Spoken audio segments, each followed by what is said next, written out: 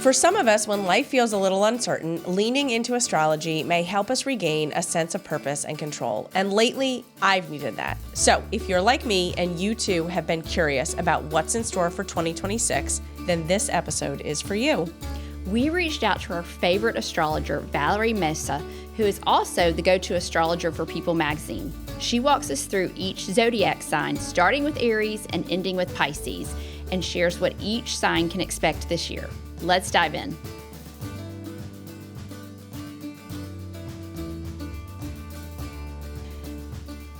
Well, Valerie, welcome back. I have lost count of the number of times that we have had you, but you are truly my favorite to have on the podcast. Same. I have to agree. And a listener favorite. Yes. Your episodes always do really well. They do. So today we asked you to come back and talk about what each of the zodiac signs should expect in 2026. We are into 2026 at this point, about a month in. I'm going to say I'm not impressed so far. I'm not either. Yeah. It can only go up.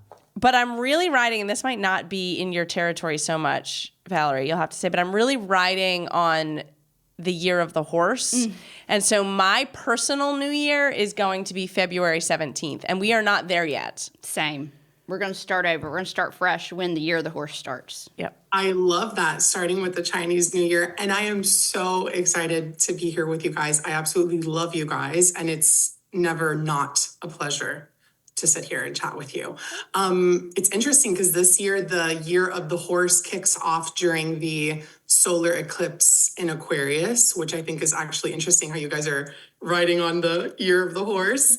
It's actually kicking off with an eclipse. And I am not an expert in Chinese astrology, but I have spoken with a Chinese astrologer, and she did actually mention that it's a very fiery, literally the fire horse, a fiery, passionate, very much on kind of year. And that definitely does resonate with the astrology that we have. Oh, I don't know if we need any more fiery from this one. Oh, no, we need fiery. We need fiery. We need to simmer down. No, we need fiery. Yes, fire is always a good thing. And speaking of fire, we just had one of the biggest planets energetically move into a brand new sign, which it happened, I believe, end of January. We had Neptune, the planet of spirituality, of collective consciousness, enter Aries. It's been in Pisces since 2011.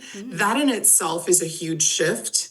It has a lot to do with our autonomy, our individual freedom, really standing firm in our individual beliefs, where for the past 14 years, we've kind of been, in the lull of social media, like what is real, the filters and fake news, real news. It's been a lot of fugazi and a lot, very creative time, very spiritual. There was a big rise in astrology and mysticism, but it was a little bit confusing. Neptune is the planet of dreams. So having Neptune in a sign that it rules, like Pisces, it kind of felt hard to really find our center or feel grounded in what we were doing. Like it really was like a battery for confusion and for disassociation. Kind of, it feels like a little bit of a drunk energy, really,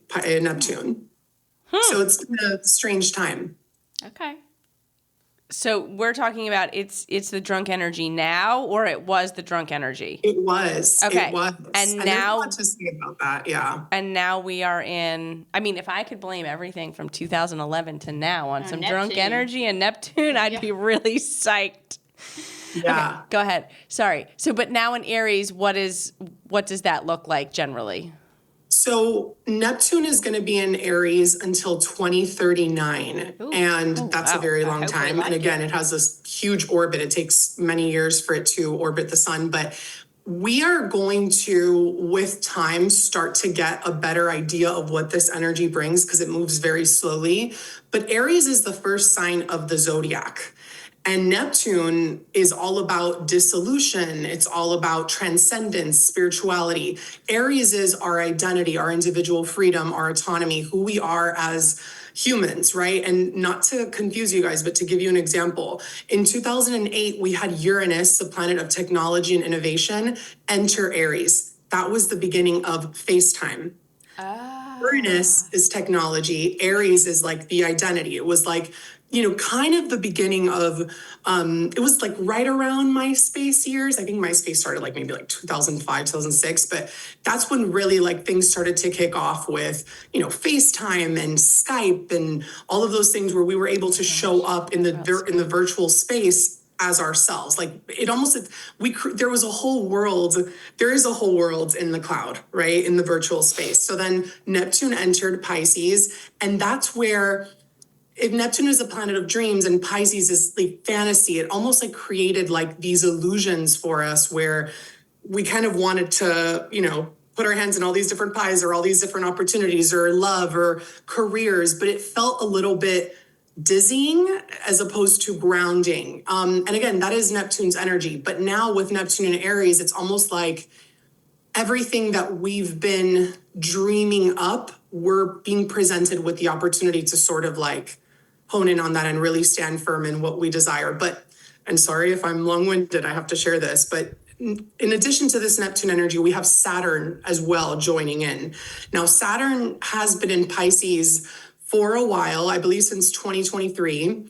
But I also want to point out the fact that as an astrologer, you want to look at trends and patterns from other years. And when Saturn was in Pisces in the early 90s, there was a lot of themes that if you're old enough and you were alive in that time, obviously you can sort of like look back at those times and see how you've grown, what you've transcended, where you've set boundaries. Saturn is the planet of boundaries and structure.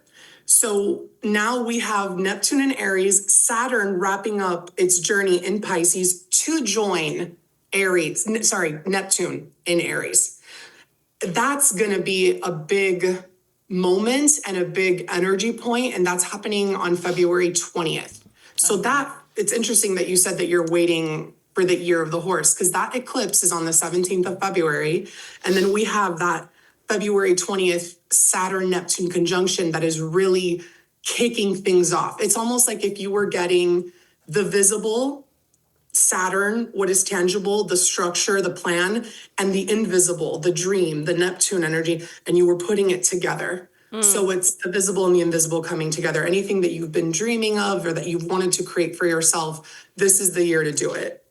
I know it's like a lot. Watch out, sister. I just looked. February 20th is on a Friday, which kind of scares me because you've already been a lot to handle on Friday and Saturday nights. So I'm a little scared about this kickoff when we go do something that Friday night. I'm going to mark it on my calendar. Always sure to get a babysitter.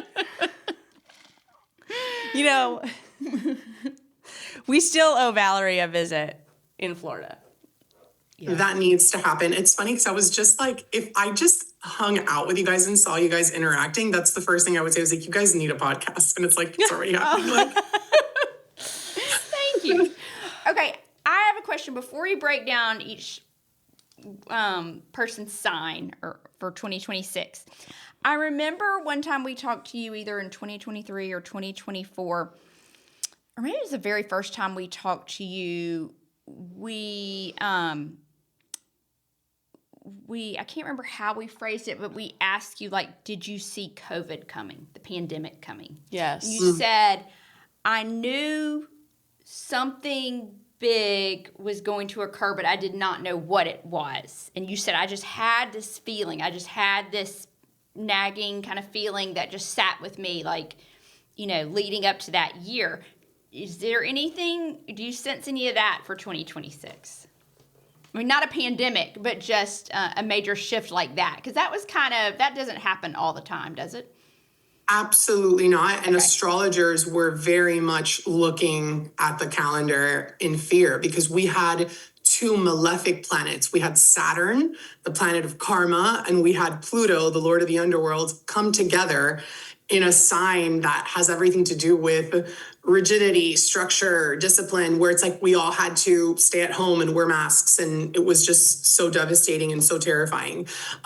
This year, I'm not going to say that it's a breeze because that's not realistic. I think that if there is anything that you do want to look out for and perhaps prepare for, is the socially conscious changes that are taking place, like on a societal level. We have Pluto currently transiting Aquarius. Aquarius is the sign of the people. Pluto is a planet of power. It's kind of a power to the people kind of era where there's a lot of riots, there's a lot of protesting, there's a lot of stuff happening in our world.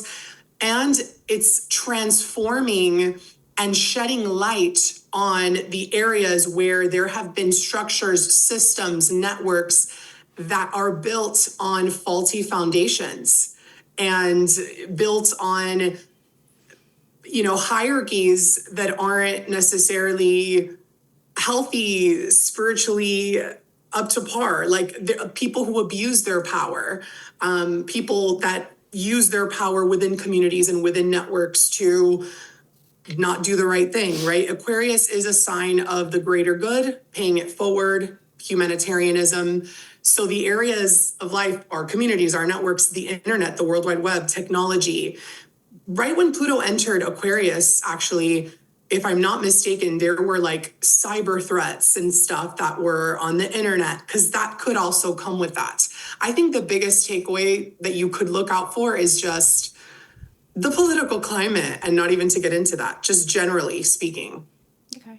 Interesting. like Thank it. you. At least no pandemic. Yeah. Yeah, hopefully no pandemic. I don't wish that upon me. Well, if we start going through the signs, where do we start? What's the first one? Aries. So Aries is, if you were born between March 20th and April 19th, you are an Aries sun. If you know your rising sign and your moon, feel free to listen for your rising sign. But for Aries, the biggest takeaway is the fact that Neptune and Saturn are entering your sign this year. And Aries is a very quick, reactive, passionate energy. Having Saturn and Neptune on their side is helping Aries really stabilize their dreams and really decide what it is that they want to create moving forward and how they want to show up. More importantly, I feel like they're going to be stepping into new communities and new rooms with different people this year where they can really shine and connect with the right individuals that can help them pursue their dreams and their path. But it is a year where it's almost like you're shedding the illusion of what you thought you were or what you thought you wanted to become, and you're really stepping into it. Wow. So from a dating perspective, would an Aries be good for us to find? Kind of sounds like they're like going to be their real self. I feel like you guys are gonna, it's just so funny because I was thinking of you guys the whole time when you were like, what about Libras? Because Aries, we can jump right into Libra if you want, but Aries is the opposite sign of Libra. You guys live on the same axis. Aries is from Mars, Libra is from Venus. So you guys are going to have that Saturn and Neptune and Aries conjunction in your 7th house of partnerships this year. And that's going to be there for a while. So that's interesting. Okay. Just we've had a lot going on in January. Yeah. In that arena of our life. So. We have. Okay, sorry, didn't mean to interrupt you. So that's No, Aries. please. I feel like I'm long-winded. No, at all. I'm excited for people who are Aries. Yeah, sounds great. Yeah. It's a really, it could be very magical, I feel. Like if they really know what they want, like it's time to take off the rose-colored glasses. Okay. All right. Well, who's next? For Taurus. So Taurus is actually, it's interesting. I feel like Taurus is going to be stepping into a new found sense of authority this year. There's going to be eclipses activating their 10th house of career, of reputation. So they're going to be showing up differently in the world. They're going to be doing things differently, maybe even pursuing a new path. But in the midst of all of this, Taurus is going to have really powerful planets in their 12th house of their subconscious, which means they're going to be doing a lot of inner work, and they're going to be called to sit with themselves in deep introspection and really figure out what it is that they want to do. Because Taurus, I love Taurus, but Taurus can be very stubborn when it comes to their comfort, and very just unmoving is the best way to put it. Like very, very set on their ways. And this is one of those years where they're having to sort of adapt and pivot and do what they have to do. There's different things happening for Taurus. They're also going to have Chiron, the wounded healer, enter their sign. It's been in Aries since 2018.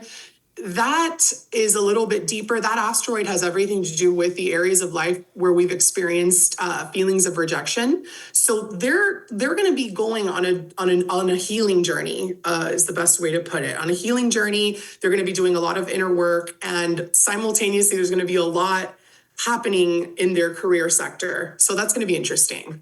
That sounds like a lot of internal work. I mean, I'm kind of glad I'm not a Taurus right now. Look, when we're done recording, Valerie, I'm just gonna have to just pepper you with like a couple interesting little tidbits, because there's a lot coming to light for me here. My favorite part of every time we meet. Yes, exactly. Okay. Not that the things for Taurus are bad. They're going to be good. It just sounds like a lot of internal work. Yes. Everything is, at the end of the day, it's never meant to be nothing is ever like God is like, and obviously for me, everything is God first, even though I'm an astrologer. Like, God is not like, this is going to be a bad year for you. It's just different energies that are presented to us. How we approach it, how we approach the journey, it depends on you. How are you going to embark on that? Like, what are you going to do? Are you going to look at it in a positive way, or are you going to be a little bit of a martyr about it? Yeah. Depends. Yeah. Yes. Okay. What is next, and what are the dates for the next one? So, and actually for Taurus, I forgot to mention it, April 19th through May 20th. So if you were born between April 19th and May 20th, you are a Taurus. Forgot to say that. So we have Gemini next, which is May 20th through June 20th. Geminis, there's a lot happening for Geminis, because Geminis are also similar to Taurus, going to be doing a lot of work with different individuals and different groups. This year, Gemini is cementing and crystallizing their sense of belonging in the world, who they're going to work with, who they aspire to become. You got to work and collaborate with the people that obviously inspire you and that have similar goals and dreams.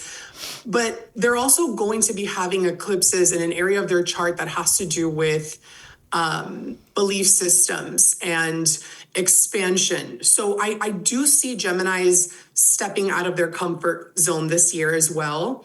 And above all, most importantly, they're going to have Uranus, the planet of rebellion, unexpected change, innovation, enter their sign on April 25th. And that is like a revolution for Gemini. I don't want to segue into this for too long, because I know we're going down the list of the signs, but I think it's important to know.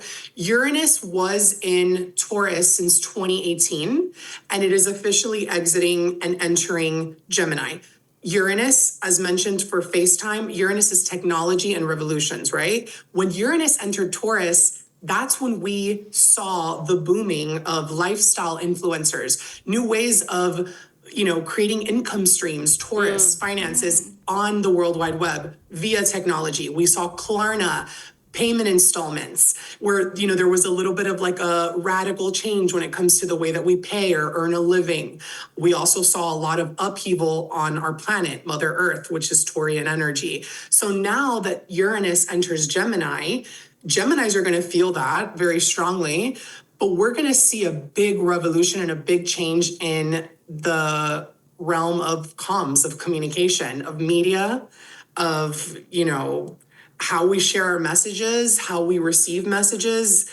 I dare even say, like, it's interesting because now with AI and ChatGPT, the way that we receive messages and read and how there's a lot, how we process information, there's going to be a lot of change there. And I do think that Gemini's identity as a whole is going to transform tremendously because their belief systems are changing and so is their community.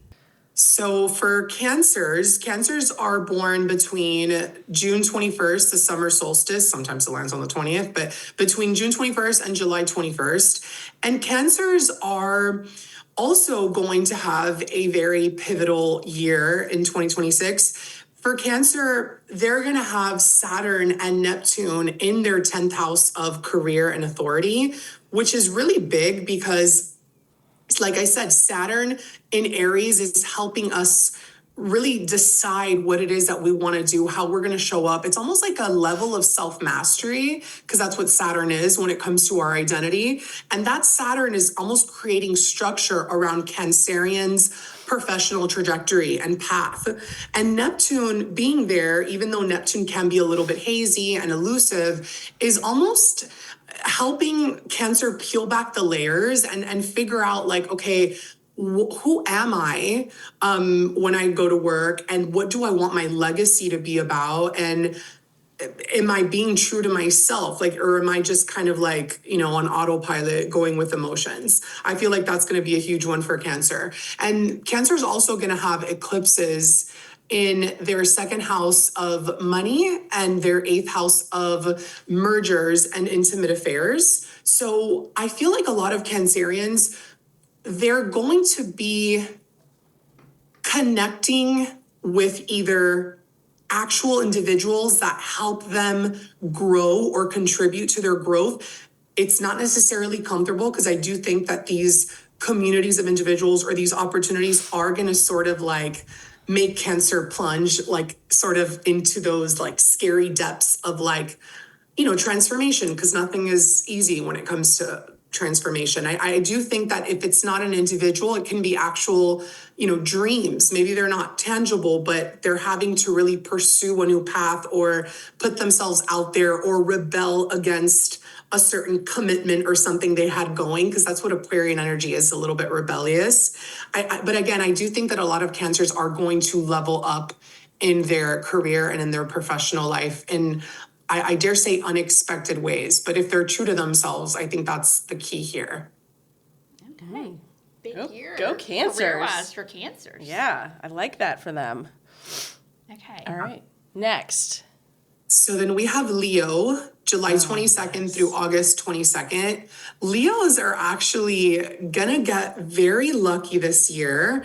And I know that, there's different energies for different planets. And I do think that it is a little basic of me as an astrologer to say it's super lucky because you're gonna have Jupiter enter your sign, Leo.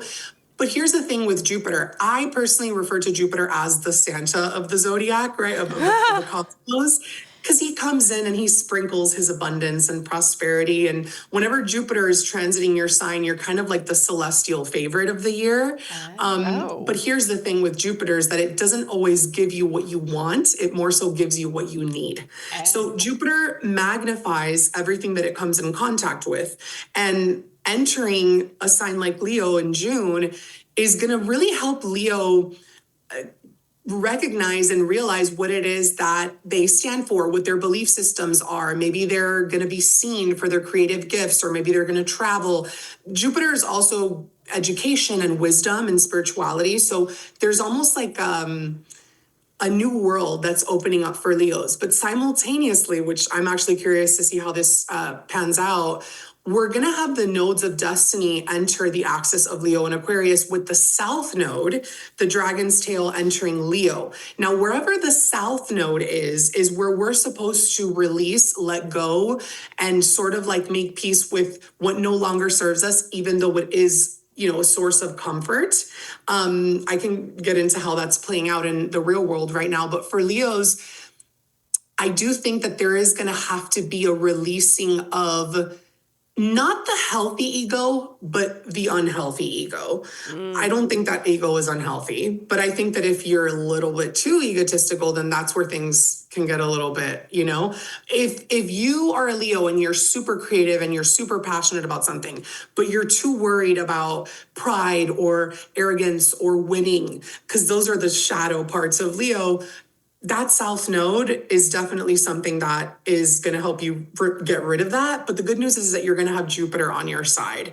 You're also going to have the North Node and eclipses occurring in your relationship sector, Leo. And that is creating opportunities and room for love, for friendship, for individuals that you're meant to cross paths with if you believe in soul family. But that's going to be interesting in the world at large, because we're going to see a lot of Leo. The dark side of Leo is like the fame culture. Mm-hmm. And South Node in Leo is like, that's not relevant anymore. North Node in Aquarius, where everyone has a platform, everyone has a voice. Saturn, Neptune, and Aries, everyone has something that they're here to do. We all have a niche. We all have something that we're meant to spread and share with the world, right? Nothing against Leos. I think that Leos can grow a lot this year, but they are letting go of that shadowy side. Interesting.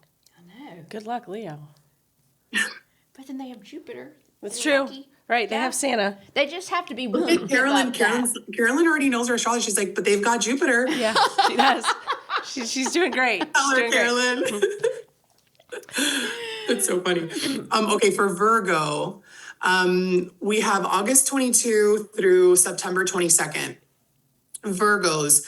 It's been a ride for Virgo placements and Virgos in general. There have been a lot of eclipses in the axis of Virgo, but now Virgo has released a lot of the need to be perfect or to overgive or to overextend themselves. They've really been put in a position where this is me, take it or leave it. That's kind of the work they've been doing. And now there's almost like a revolution happening for them in their career, because they're going to have Uranus at the top of their chart. So whether it's media, podcasting, starting your own show or blog, you're using your voice differently at work. And there's something about your reputation that between now and the next couple of years is going to change radically. That's for Virgo. Interesting. Okay. There's something too about Virgo's routines as well. I feel like this is going to be a time for either asking for help, working with people on a regular basis, like changing up, kind of like streamlining processes. Like, I don't know, maybe you have somebody build your, interface, and you have like AI creating something for you because you have a business. I do think that they're going to be leaning on different resources on a regular day-to-day basis and really focusing on their routines. Some Virgos and Virgo risings might get cosmetic surgery, might do something different, for their health, but I do think that, again, their reputation in the world is the biggest takeaway for me for 2026. That's going to be transforming in a major, major way. Interesting. I know a lot of Virgos. Do you? Yeah. I actually work with a lot of Virgos. So it'd be a little. It could be interesting. It could be very interesting. Yeah. Yeah. You may not be working with them because you said they may need to rely on different people. Exactly. Yeah, you might fall into the category. Yeah. All right. Okay, are we ready for the next one? We are ready for Libra. Not the best sign ever that you guys are like, are you ready? If listeners haven't picked up or if you don't know from before, Brierley and I both fall into the Libra sign. Libras are September 22nd through October 22nd. And for Libras, I feel like I got to make this one extra special, right? But for Libras, don't sugarcoat it. Wait. On a scale of 1 to 10. On a scale of 1 to 10, honestly, like I want to say 8. Okay. 7.5, 8. I don't even see it being, it's going to be a great year. Okay, why not? I can deal with that. Okay. Good. Great. Yeah, okay, I don't like to be like 10 because I think that's not realistic. Yeah. I think the biggest thing for Libras right now, it feels very be yourself in every sense of the word. You're going to have the South Node enter an area of your chart that has everything to do with your community, your sense of belonging. Libra is the socialite of the zodiac. And the fact that the South Node is going to be there and the North Node is going to be in your 5th house of self-expression, play, passion projects, recognition, things that have to do with technology, again, your passion projects, who you work with, that could really be a point of success for you. But in the process of that, Libra, there is a letting go of, oh, you're supposed to see me this way. This is, we all have that, right? Like, this is me, and then this is me when I'm at work, or this is me, and obviously it's boundaries, right? I do think that there's almost like a release of shadowy Leo stuff in the area of community where you're like, oh my God, I have to show face or else, or, oh, I can't do that because so-and-so doesn't, does that already. And then I want to do that, but then what are they going to think? I mean, that's a silly, petty example, but I do think that Libras are letting their freak flags fly. Okay. Like really just embracing their inner like rebel, like, and just going for it. And if you have kids, that is the 5th house of children. So there's a lot of focus on kids, what they're doing. There might be milestones for your children. Okay. And again, another big takeaway is having that Saturn and Neptune energy in Aries manifesting in your relationship sector. This is the time where if there were any sort of illusions when it comes to making commitments, where you were committed to either a significant other or a job or anything, that it wasn't authentic to you, that it was just something that you felt like you were attached to, like baggage, you're like, no more, none of that. If it's love, it's like, all right, come correct. This is me. Who are you? I want to know everything. This is exactly, take it or leave it. I think Libras have that people pleaser vibe. It doesn't always have to be to a fault, but it can be where they're prone to overgiving and trying to keep everybody happy. That's where that South Node in Leo comes in. This is the year you make yourself happy. Oh, I like that. I like that a lot. Yeah. That sounds great. Anything career-wise? Because I really need to get that jump started again. Yeah, no, I think in career-wise, this year, funny enough, for the past year or so, you guys have had Jupiter cross over your career sector. And remember how I told you that Jupiter doesn't always give us what we want, it gives us what we need? Yeah. If something has fallen by the wayside or kind of faded out, don't be discouraged by that, because Jupiter is creating room for what's supposed to enter. Wow. Yeah. There you go. Okay. I feel like That kind that's of motivates absolutely. me. That's very, very helpful. Yeah. What I was got that? laid off from my job in 2018, and Jupiter was crossing my ascendant. It happens. It was so scary. It was the best thing that ever happened to me. It was not what I wanted, but it was what I needed. I love that when you look back. Yes. See that. Yeah, I Okay. love, totally oh agree. my God. That's Totally why we agree. love astrology, right? We never really know what's going to happen. Then like, oh, it makes sense. Yes. Yeah. Okay. Any questions for Libras? I know it's the extra special sign here. Wait, you said the North Node is going to be in the 5th house, and that was communication? No. Community. And the South Node is in where? In your 11th house, funny enough, of community. Because here's the thing, Aquarius is community. For Libras specifically, the nodes of fate, because there's houses in the chart where the signs live. There are signs, and there are Right. also houses that are decorated like the signs because that's their house, right? So the 11th house is Aquarius's house. But in the case of Libra, it actually belongs to Leo. I'm not going to make it complicated, but there's something about a release happening for you there where if you've been keeping up a facade or a certain group of friends or coworkers just because it's, keeping up with the Joneses or what have you, this is kind of the year where that kind of falls by the wayside, because there's something about you finally, I'm going to do what's right for me. Libras love to share. Yeah. Libras don't really want to do things on their own sometimes. That's why that Saturn and Neptune in your relationship sector, that's also going to help you really like create those like clear boundaries with the people that enter your life. You're thriving this year, but you're thriving by going to the beat of your own drum. And that's something that Libra has, because Libras are very unique and so creative. But when it comes to the societal aspect of, their cliques, that's where Libra's like, all right, I'm the connector. I'm the relator. Mm-hmm. I need to make sure that everything is up to par. I'm the hostess. And now it's like, actually, I can't go this week because I'm going to work on my project or I'm going to write my book or. Honestly, I'm kind of tired of making everybody happy. I don't blame you. Yeah, I'm ready. Bring it on. Yeah. Y'all are making me happy right now and you're not even trying, so. She wrote down "fly your freak flag" on her notes. Like she's taken like she's taken like Valerie? 4 pieces of information and written them down, Because and I'm on mark page my 3. words, and I'm gonna text you or call you when this happens. Oh my God, when you guys come to Miami, When please tell me. There's gonna be some instances with her going out. And I'm going to be, oh my gosh, Brierley said fly your freak flag. And I'm going to have to rein that freak flag back in. And if it's a Leo, you have to look at them and say, it's Jupiter. You already know. Yeah. Yes, I can't wait to see what your first freak flag is.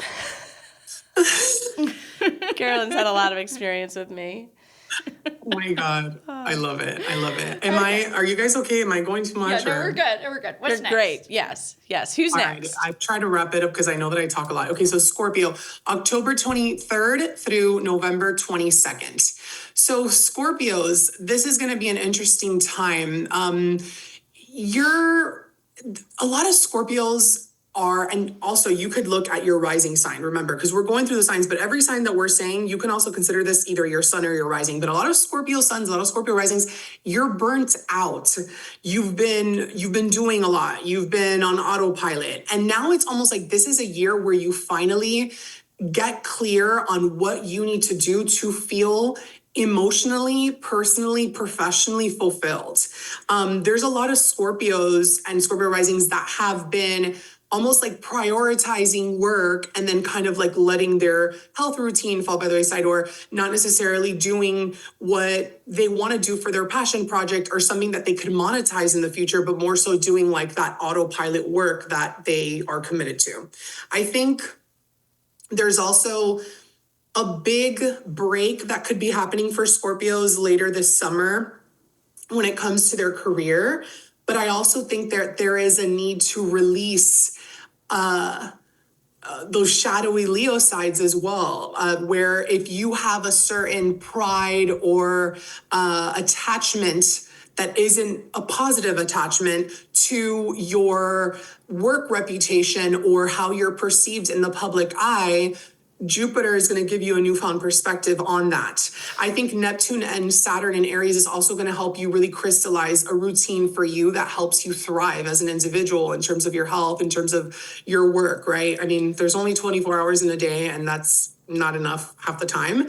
But I do think that if you're smart and you make it a point to commit to that healthy routine that a lot of Scorpios are craving, they can really establish that for themselves.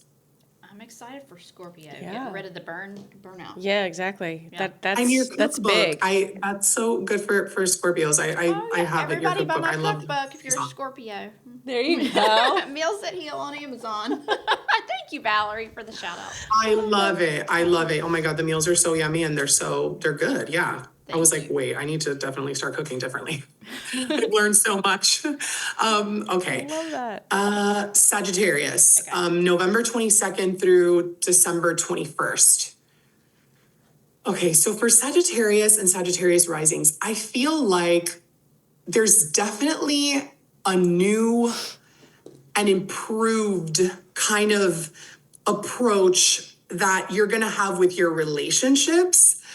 Not just personal and romantic, but also professional, because you're going to have Neptune and Saturn helping you sort of hunker down on your identity and what it is that your heart truly desires, right? And with that, there's going to be a change in how you approach others, because when you have that awakening with yourself and, oh wait, I actually really do want that, whether romantically, creatively, maybe this has to do with your work or the money you make. There's something that is changing here about what you do for fun and what makes you feel fulfilled.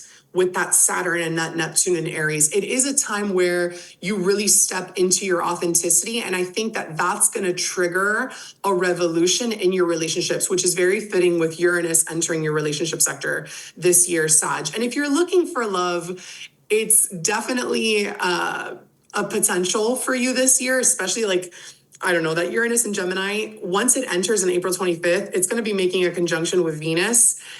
a lot of Sagittarius or Sagittarius risings, like they might meet someone online, or they might, I don't know, something interesting might happen like very sporadically, because Uranian energy is kind of unexpected like that, erratic.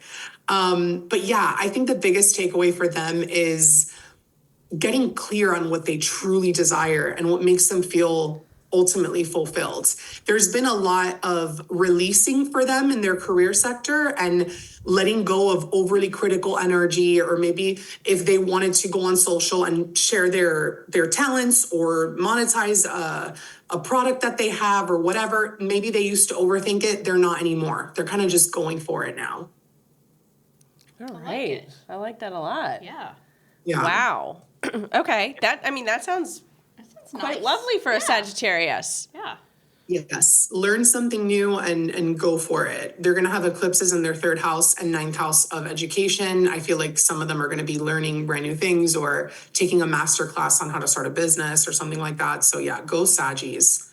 We are almost there. Okay, so Capricorn, December 21st through January 19th. Capricorn, you are, I think the best way to describe this. The first thing that came to mind was that you're getting your flowers this year. And I say that because they're going to have the North Node activating their 2nd house of self-worth, possessions, money.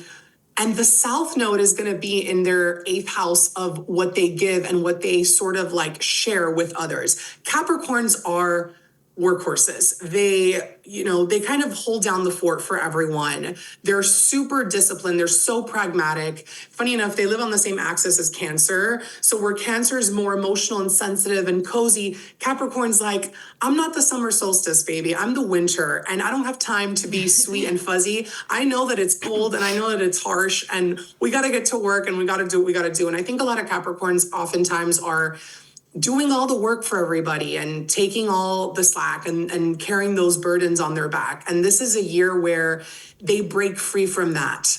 Uranus is going to enter their 6th house of day-to-day affairs and acts of service. That's them liberating themselves from those, I'm hearing like shackles, those chains of like, I need to show up this way and I'm committed to that. And if I don't do this, like Capricorn is ruled by Saturn. They're a sign of mastery. And note, if you look at like Capricorn celebrities, they're oftentimes like elites, like Olympians, and they go all the way to the top of the mountain. Now, Saturn rules them. So Saturn's meeting with Neptune and Aries, that's happening to them in their 4th house of home.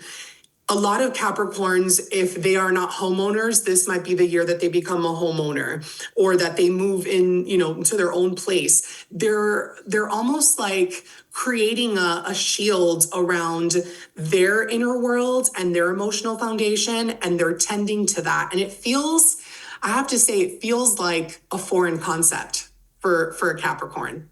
The way that they're going to be doing life this year, if that makes sense. Ooh. Yeah. I kind of like it for them. Chill out a little with the work. Maybe. I don't know. All the Capricorns I know can be a little abrasive, so. Yeah. Is it done? Yeah. I don't have time for this. Yeah, exactly. It's very cutthroat, yeah. Okay. They're the father of the zodiac, where Cancer is like the mother. Like they're hardcore. They really are. When you take a new job, they should give you a list of all your coworkers and what time they are. They should. They really should. It makes a big difference. It's a team building activity. Tell HR that. It really is. We need to know their Enneagram number and we need to know their sign. Yep. Exactly. Okay. All right. Who's next?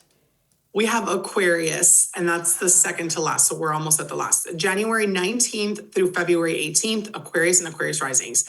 Wow. Okay, Aquarius, this is the year. This is such a huge year. The last time that the North Node was in your sign was 2009.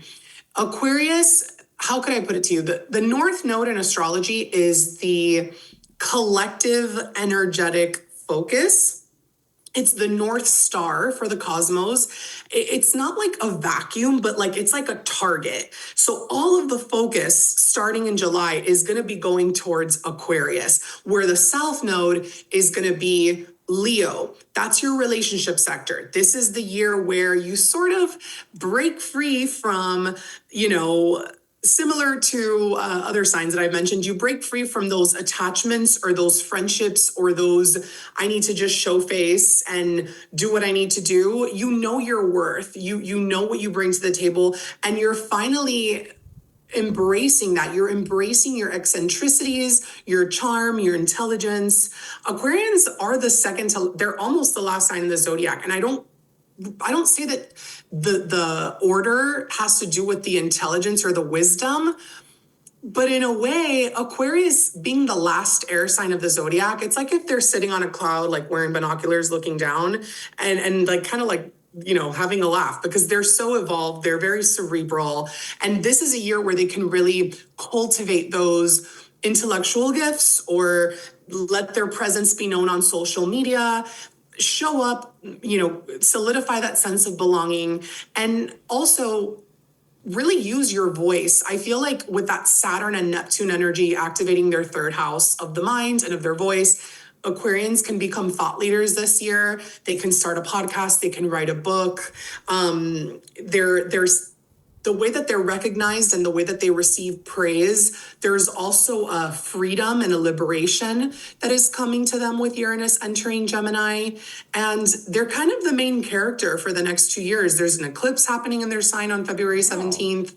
And that's kicking off the year. I mean, it's just a month into the calendar year. It's the day of the Chinese New Year. So we're really starting off with Aquarius top of mind and continuing the year with Aquarius top of mind.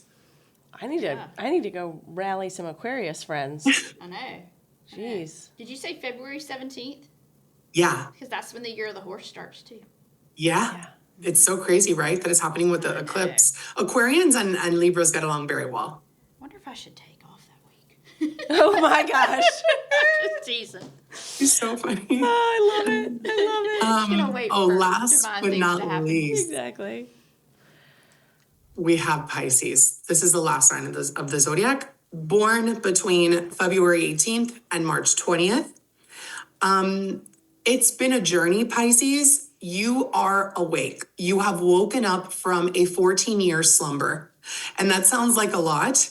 But since 2011, Neptune has been in Pisces, and Neptune rules Pisces. It's the ocean, Poseidon, spirituality, compassion, creativity, prayer, everything that is intangible but is whimsical and magical is all under the Piscean Neptunian realm. And having that energy on their sign so fixated is it's created like this chaotic fluidity where a lot of Pisceans haven't really known, like, what do I do with my goals and dreams? Who really do I want to be? How do I want to be perceived? Like, there's also been maybe even like struggles with boundaries for Pisces. Pisces are naturally very compassionate. They're strong. Don't get it twisted, because Pisces can be very powerful, but they're very emotional. They're very sensitive. So it's been very difficult for them to take their power back and really assert themselves. This is the year that they're able to do that. Saturn and Neptune being in their second house in Aries is really helping them figure out what they can do to create, a stream of income, to own up to their sense of self-worth, or maybe they discover new talents and gifts and skills that they can sort of thrive at or in communities. Also, their sixth house is also going to be very much activated this year. I feel like if you are creative, this is definitely a year where you can really tend to those creative talents or hobbies and do something with it. Some Pisces may also move, or they just have like a new radical awakening. They're going to have Uranus in their fourth house of home and emotions. A lot of Pisceans are liberating themselves from old narratives that don't serve them. They're finally stepping into their power this year and leaving all of that doubt behind. That's exciting. I love that for them. I know. I'm happy for Pisces. Wow. Wow. Awaking from a 14-year slumber. Heck yes. Yeah. Wow. All right. Well, I really like that. I feel like, there's exciting stuff for every sign.